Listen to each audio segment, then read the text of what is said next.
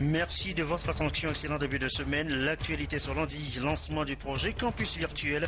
C'est un projet de l'UNESCO qui apporte bientôt une grande innovation dans l'enseignement. Nous verrons précisément tout à l'heure. La deuxième phase de l'opération Obagan, consacrée aujourd'hui à la lutte contre la pollution de l'environnement en mer. La manœuvre a mise en scène marins togolais et américains. Au-delà de l'exercice, on revient ce soir sur la sécurité en tant que facteur de développement. Ce sera le dossier de cette édition. Enfin, la présidentielle au Bénin, les jeux sont faits. Lionel Zinsou, le Premier ministre sortant, reconnaît sa défaite avant même l'annonce officielle des résultats du second tour. Résultats qui donnent l'homme d'affaires Patrice Talon, largement vainqueur à 65% des voix. Voilà, madame, messieurs, le sommaire, bienvenue et bonsoir à tous. C'est encore du virtuel, mais ça passe, ça se précise tout de même avec le projet Campus Virtuel de l'UNESCO. En clair, les étudiants n'auraient pas forcément besoin d'être présents dans l'amphi avant de suivre un cours. Un seul clic et vous aviez un audiovisuel. Mieux encore, de chez lui, l'étudiant pourra suivre le cours dispensé à la fac. Ça va se faire et ça passe d'abord par la formation des enseignants. La session était ouverte ce matin. Quoi sigler? Chassim Nabaga. Depuis 2008, le Togo a basculé dans le système LMD, licence, master, doctorat, un système qui exige une nouvelle manière d'enseigner, d'étudier et d'évaluer, de nouvelles approches qui se basent sur l'usage des techniques de l'information et de la communication à des fins pédagogiques. Cependant, la maîtrise de l'outil informatique, aussi bien par les enseignants que par les apprenants, pour relever, voire révolutionner le système éducatif, n'est pas chose aisée, d'où cette session de formation. L'ingénierie de production et de mise en ligne de cours, c'est permettre aux enseignants donc de mettre leurs cours à la disposition des étudiants donc, sur des plateformes numériques. C'est-à-dire que un étudiant peut, de chez lui, grâce à Internet, donc, suivre un cours ou bien consulter donc, des ressources pédagogiques donc, qui ont été mis sur un serveur. C'est-à-dire qu'il peut étudier chez lui sans avoir à se déplacer. Ce qui règle donc en même temps le problème de la qualité, puisqu'il aura tout son temps, et puis le problème de la structure d'accueil. Cette session de formation qui s'adresse prioritairement aux enseignants du primaire et du secondaire va porter sur la présentation d'un modèle pédagogique, puis la maîtrise des logiciels libres, scénarii et Moodle. Le ministre de l'Enseignement supérieur et de la Recherche a salué cette initiative qui participe à l'amélioration de la qualité de l'enseignement au Togo. Comme nous le savons tous, la qualité de l'éducation dépend avant tout de l'accès qu'ont les apprenants à des enseignements de qualité.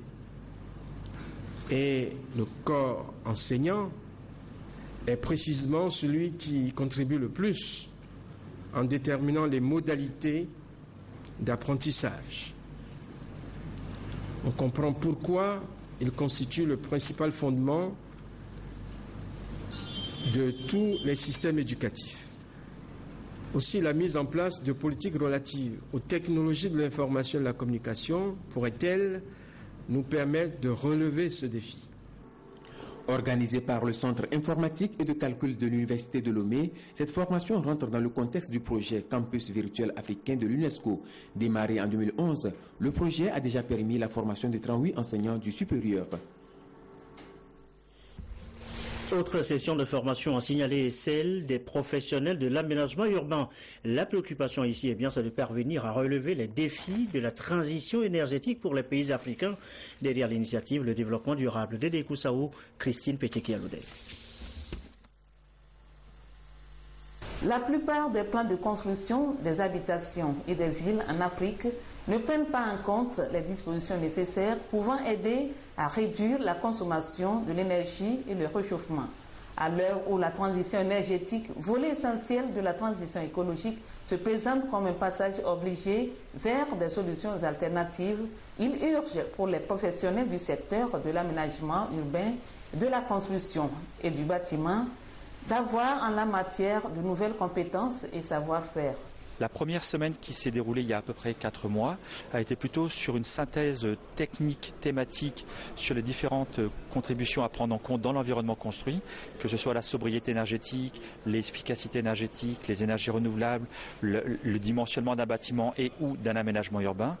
Et dans cette semaine, on va travailler sur ces projets et aller au-delà, les pousser au maximum pour qu'ils prennent la systémique, c'est-à-dire prendre en compte toutes les contraintes de l'environnement. Un bâtiment, c'est un système.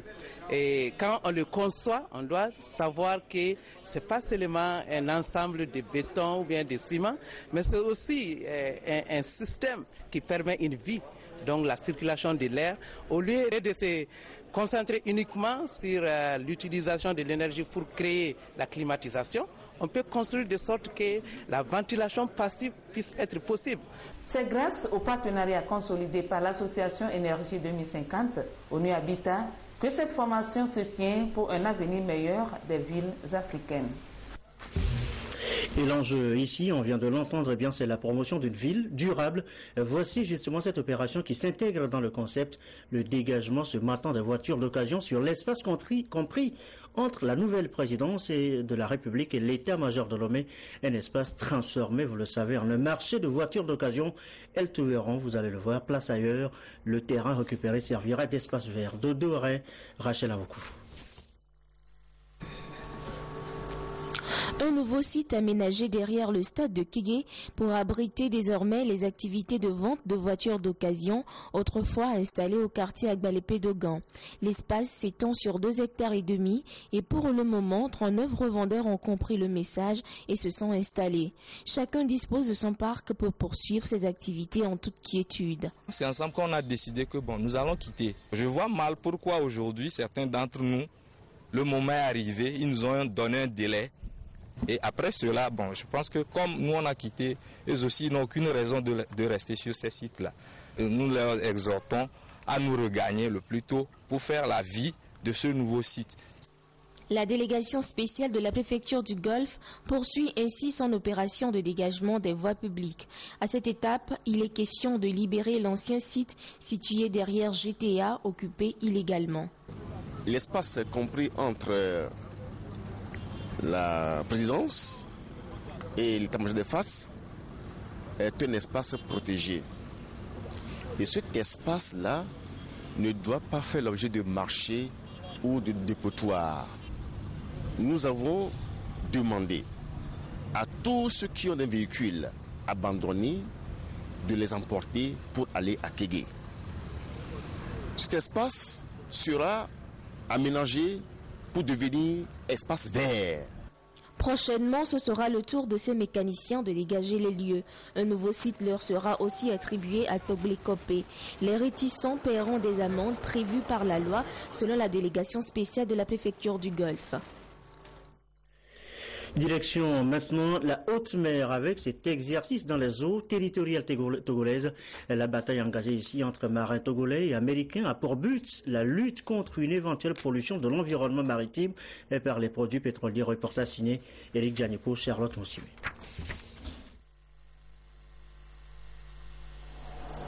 Un tanker battant pavillon nigérien a été suspecté de pollution au fioul à 6 nautiques des eaux togolaises. Alertés, les patrouilleurs ont déployé un remorqueur avec une équipe d'investigation pour la pose de barrages flottants. Ceci pour colmater les brèches, stabiliser le navire et aspirer le gasoil à la surface pour stopper la propagation de la pollution.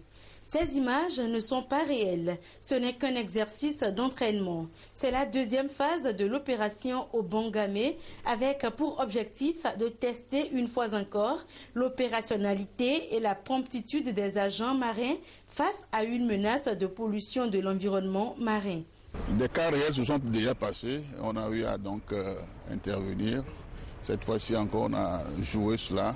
Aujourd'hui, nous avons intégré qui n'était pas habituel, c'est la météo qui s'est dégradée vraiment au cours de cet exercice. Et là, ça nous a interpellés. C'est une leçon que nous avons apprise. Après 4 heures de manœuvre, les blessés ont été secourus et pris en charge. Les points sensibles du port ont été protégés. Désormais, la flotte marine devrait faire avec Dame Météo, qui a créé l'effet de surprise et a poussé à suspendre l'opération plus d'une demi-heure.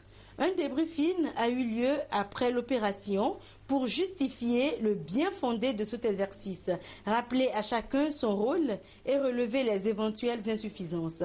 Tout ceci vise à sécuriser les côtes togolaises, rassurer les opérateurs économiques et promouvoir l'économie bleue. De la mettre là, initié pas. Et voilà, la sécurité, cette opération au Bangam, on vient de l'entendre, remet au goût du jour les questions de sécurité, la sécurité en mer, sur terre, dans les airs, un sujet sur lequel nous reviendrons dans nos prochaines éditions avec la sécurité comme facteur de développement dans l'esprit de la refondation des forces armées togolaises initiée par le chef de l'État. La suite est cette question en apparence banale. À combien s'élève par exemple la dette du Togo, de l'Afrique? Pour y répondre, eh bien, il faut produire des chiffres, compiler des données, analyser des statistiques. Tout en savoir-faire et la maîtrise passe par la formation. Une session a lieu depuis ce matin dans ce sens pour les pays de l'UEMOA, la Guinée et la Mauritanie. Les précisions, Lucassi et Serre la clé. Les pays de l'espace UEMOA entrent désormais dans une nouvelle phase de la série de réformes qu'ils ont engagées depuis quelques années pour améliorer et moderniser la gestion des finances publiques. Il est maintenant question de mettre progressivement en application ces réformes pour répondre aux nouvelles normes internationales. Dans cette logique, la mise en œuvre du manuel de statistiques de finances publiques 2001, revisé en 2014, se révèle indispensable. Tous les acteurs impliqués dans ce processus sont allumés pour analyser ce document afin de faciliter la gestion transparente des finances publiques au sein de leur pays. Le manuel couvre les principes d'enregistrement de la dette, la classification de la dette, les instruments de la dette. On prête attention justement à tous les instruments de la dette, mais également un élément extrêmement important, c'est la valorisation de ces instruments de la dette selon les nouvelles normes internationales. Aujourd'hui, les statistiques de la dette du secteur public s'imposent pour une gestion transparente, efficace et prévisionnelle des finances publiques. Si la dette est trop importante pour un pays, bon, bien sûr, premièrement, elle peut affecter la souveraineté de l'État en tant que tel. Surtout si la dette, en fait, elle est détenue, par exemple, par des détenteurs non résidents étrangers. Deuxièmement, évidemment, à long terme, une dette trop élevée peut affecter la capacité de l'État, bien sûr, à générer de la croissance économique. L'application du contenu de ce document permettra aux États de mesurer la performance de leur gestion des finances publiques et d'analyser l'évolution et la viabilité de leur politique fiscale. La politique fiscale a un impact direct sur la dette publique et inversement, une dette publique mal suivie peut limiter significativement la capacité à long terme d'un État à promouvoir la croissance économique et fournir des biens et services essentiels au bien-être de la population. La production d'un cadre statistique qui intègre les opérations des administrations publiques s'avère nécessaire en ce sens qu'elle balise la voie à l'État de promouvoir la croissance économique, de distribuer la richesse et de fournir des biens et services essentiels pour le bien-être de la population. Les finances encore, et ce constat, pas d'entreprise togolaise cotée en bourse. Et pourtant, être coté en bourse rend davantage une entreprise compétitive. On l'a encore entendu la semaine dernière à la 5e édition des journées BRVM à Lomé. Pourquoi donc n'y a-t-il pas d'entreprise togolaise cotée en bourse? Des éléments de réponse, Chassim Labaga.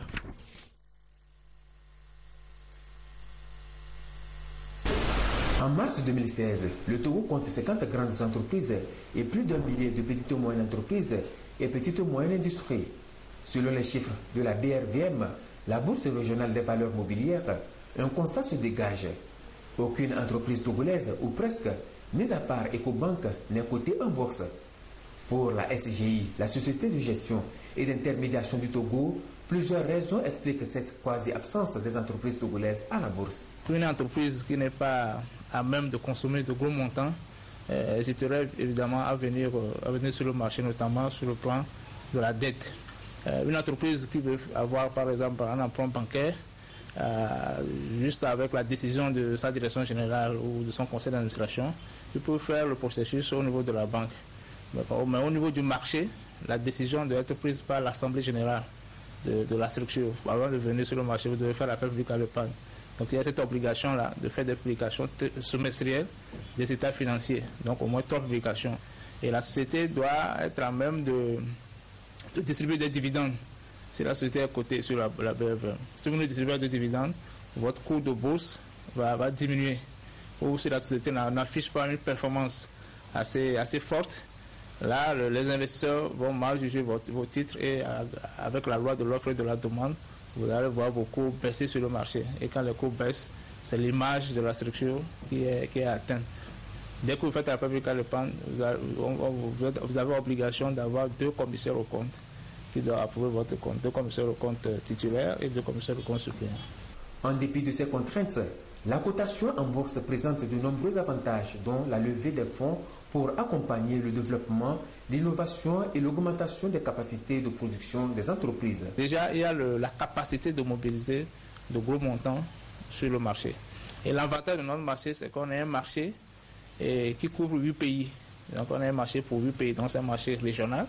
Donc une opération qui est arrangée au Togo s'adresse à tous les pays de l'UEMOA. L'autre avantage, c'est que le marché organise la liquidité des titres. Là, nous parlons de marché secondaire, parce que quelqu'un qui a acheté les titres d'une entreprise peut les vendre à tout moment sur le marché. Un autre avantage pour les entreprises, c'est l'évaluation de l'entreprise. Une fois que l'entreprise est cotée, par exemple sur la bourse, notamment sur le comportement action, l'action est valorisée tous les jours. Et ce qui veut dire qu'on peut connaître la valeur de la société tous les jours. Donc c'est l'image de la société qui va être impactée positivement. L'entrée en bourse est donc bénéfique pour les entreprises. Cependant, la cotation passe par un processus réglementaire au centre duquel se trouve la SGI. La BRBM est créée en 1996. Elle compte 39 entreprises, dont 31 de la Côte d'Ivoire, 1 du Togo et 7 pour les autres pays de l'UEMOA. C'est un marché financier de plus de 80 millions d'habitants. Une énorme opportunité pour les entreprises togolaises soucieuses de prospérer et de contribuer à l'émergence du Togo. Et voilà, qui devrait plus inciter nos opérateurs économiques à franchir le pas des opérateurs économiques en session de formation depuis ce matin. Le module, l'établissement des prix dans les marchés publics. But objectif de l'ARMP, initiatrice de cette session. Les précisions de Charlotte Onsima. L'obsession des entreprises d'être à tout prix attributaires des marchés publics les pousse souvent à fixer des prix bas aux contractants. Conséquence, travaux de mauvaise qualité ou inachevés, lourd endettement du titulaire du marché et au pire des cas, faillite de l'entreprise. C'est pour corriger cet état de choses qu'est organisée cette formation à l'endroit des opérateurs économiques. Elle porte sur l'établissement des prix dans les marchés publics. La détermination des prix dans les marchés publics constitue une matière très importante parce que le prix est payé sur les deniers de l'État. Il faut qu'il soit un prix juste pour que l'autorité contractante puisse réaliser ou faire réaliser les projets qui sont importants pour elle. Il faut également que le prix soit juste pour payer la prestation ou les travaux que l'opérateur économique va réaliser. En clair, les prix qui ont pu être élaborés de façon correcte permettent la bonne exécution des travaux et participent à la viabilité de l'entreprise. La session offre donc l'opportunité de la maîtrise des prix rationnels dans les marchés publics. Les marchands, par exemple, savent qu'ils prennent le prix d'achat, ils ajoutent des frais, ils ajoutent le bénéfice pour obtenir le prix de vente.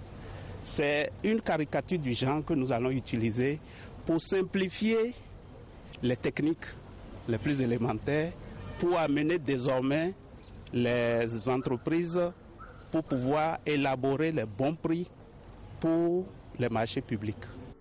À terme, les participants seront à même de présenter et de définir le contenu du prix dans leur soumission, tout en relevant la différence entre le coût perçu et la réalisation effective de la prestation, de déterminer le prix du service d'une commande publique selon le type de marché concerné.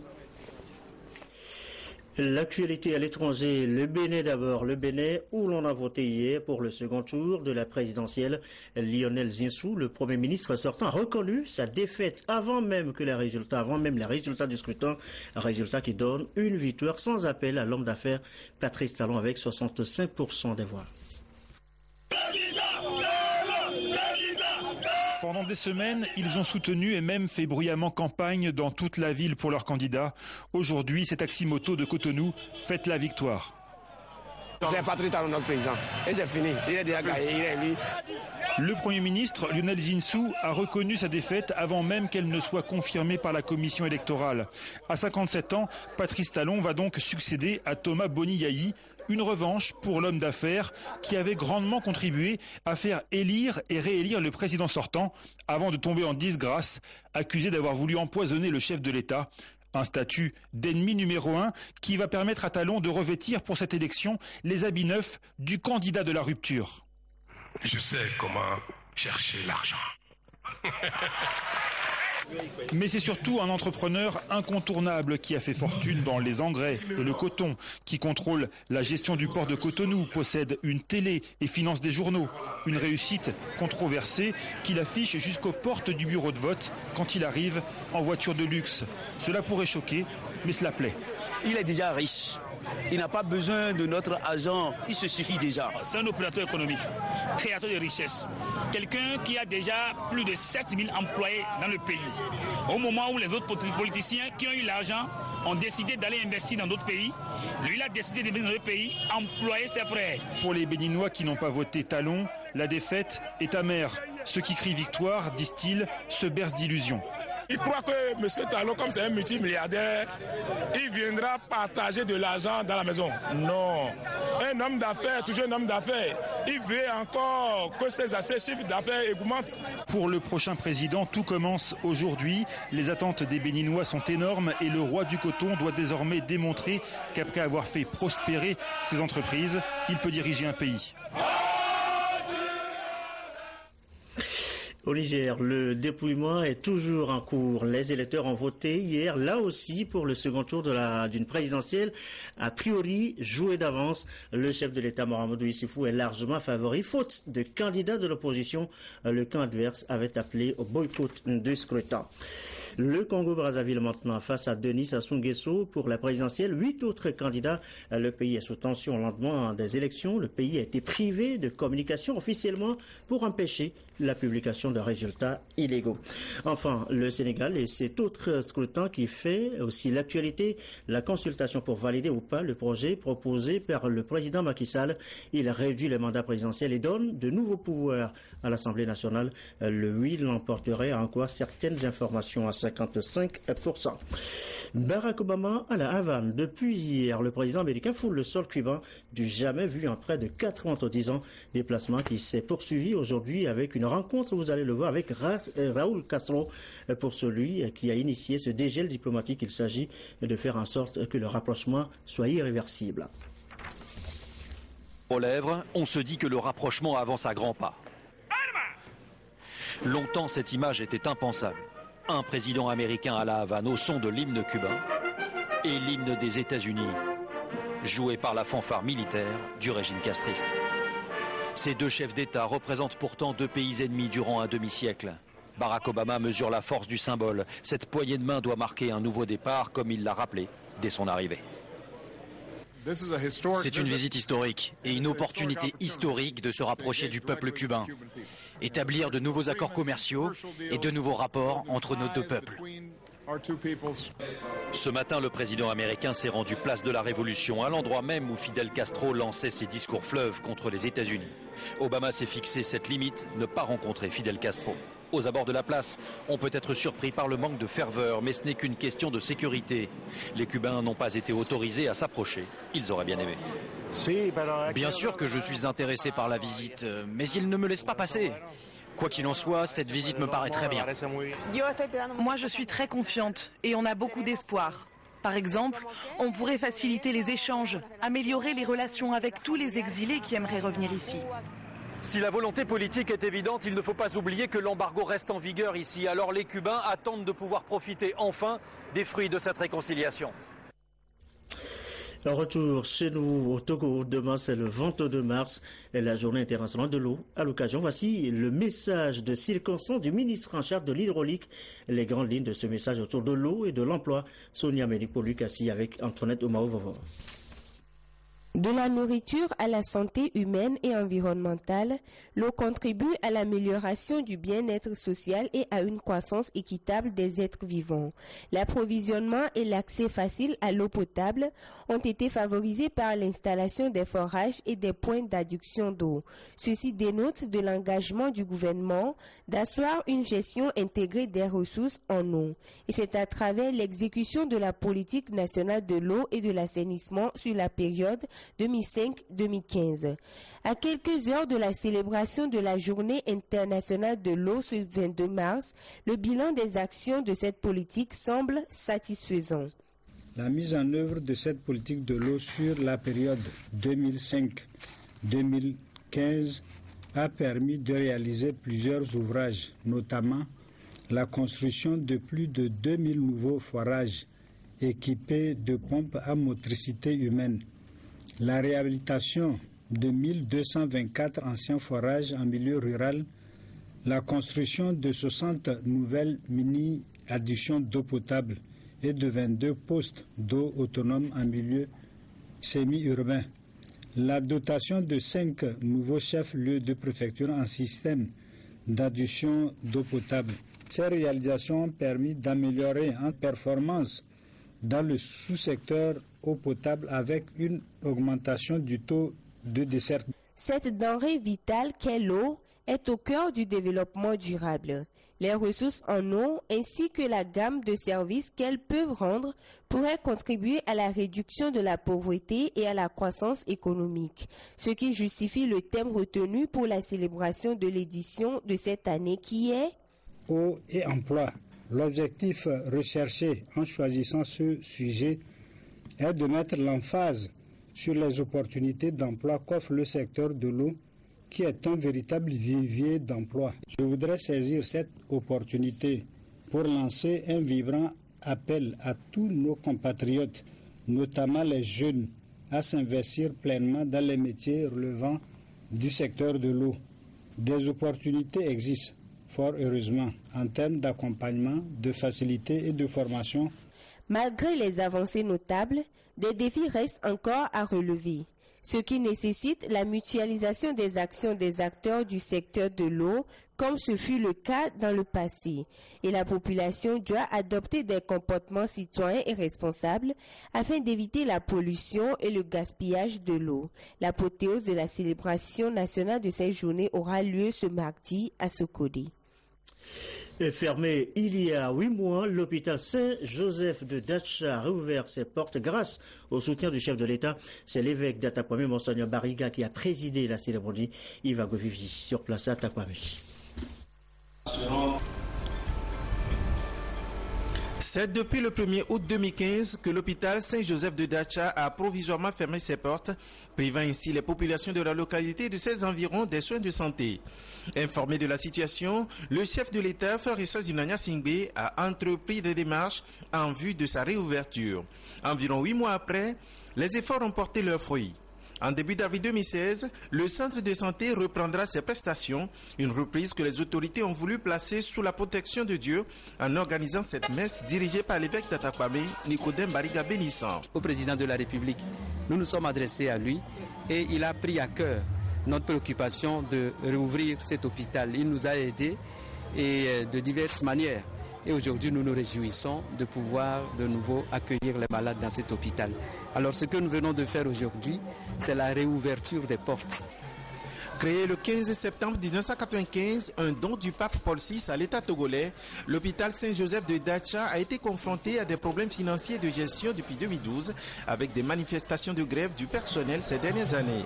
La structure qui employait 105 agents reprendra ses prestations dans les jours à venir après la nomination d'un directeur. Déclaration des responsables. Et on referme cette édition sur l'apothéose hier, 20 mars de la quinzaine de la francophonie. Une réception a constitué le bouquet final. Augustin Kossi, Pierre Tsoukou.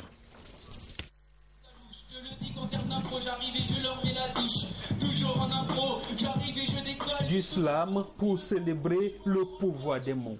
Membres du gouvernement, représentants des institutions nationales et internationales et particuliers ont solidairement fait le déplacement du bureau de la francophonie pour commémorer le 20 mars, journée dédiée à l'organisation. Ici comme ailleurs, dans l'ensemble des espaces ayant en partage la langue française, on est tout oui à un message, celui de la secrétaire générale de l'organisation. Saisissons l'occasion de ce 20 mars pour faire de notre langue commune une langue de résistance, en redonnant tout leur sens et tout leur pouvoir aux mots qui nous relient et qui nous unissent. Tous les mots nous parlent, mais certains plus que d'autres, parce qu'ils expriment l'essence profonde de la condition humaine. Liberté, égalité, solidarité, fraternité, diversité, universalité. Des mots revendiqués avec fierté, à chanter sur tous les tons et à scander sans relâche pour faire front à la barbarie humaine. Et quand l'on s'interroge sur le pouvoir des mots face au terrorisme par exemple, on répond sans discourir. Nous attendons à ce que la presse puisse utiliser ce pouvoir de mots pour dire non à l'extrémisme, pour dire non à une certaine psychose du manque, la psychose de la peur. Le pouvoir des mots, c'est aussi la foi. Pour certains, l'espérance pour d'autres. Le représentant personnel du chef de l'État auprès de la francophonie a quant à lui la confiance en les mots. Il y a un mot que moi je pense qu'on devrait aussi promouvoir énormément. Il s'agit du mot promesse. La promesse, c'est tout ce qui nous attend. La promesse d'un lendemain meilleur, mais la promesse de nos propres dépassements, de nos propres accomplissements. Et donc, la promesse, c'est un mot qui apaise le cœur et donne de l'espérance. À cette soirée, des récompenses ont été faites aux meilleurs concurrents qui se sont illustrés à travers divers concours dont la joute verbale, cadre où le pouvoir des mots a été largement démontré. Des mots, mais aussi des actions pour construire ensemble et fraternellement l'avenir. Tout le défi est là. Et Simon, juste Simon, pour terminer cette édition, fin de cette édition, belle soirée.